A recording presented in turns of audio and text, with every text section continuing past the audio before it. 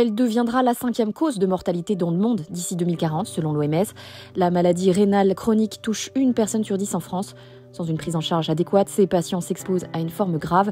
Les professionnels de santé se mobilisent et incitent les populations à risque au dépistage. La maladie rénale chronique, c'est une maladie qui se développe à bas bruit, qui correspond à une dégradation de la fonction rénale, dégradation qui est plus rapide que la dégradation qui est physiologique avec l'âge et qui peut aboutir à terme à des complications de type dialyse ou greffe rénale.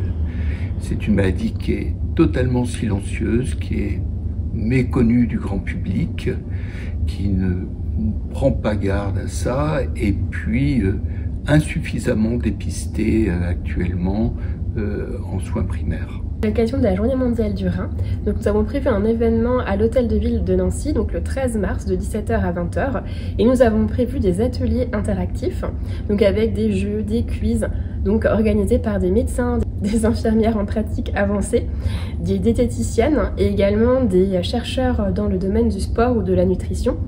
Et donc ce sera un moment vraiment convivial pour découvrir un petit peu qu'est-ce que c'est la maladie rénale chronique, quels sont les conseils pour éviter de tomber malade. Et donc les médecins seront là aussi pour répondre à toutes les questions et nous avons prévu également des dépistages donc de la maladie rénale chronique et de 2 de ses facteurs de risque majeurs qui sont le diabète et l'hypertension. Donc tout est gratuit. Nous avons également prévu une tombola et aussi un cocktail dînatoire, donc tout est vraiment gratuit, donc n'hésitez pas à venir.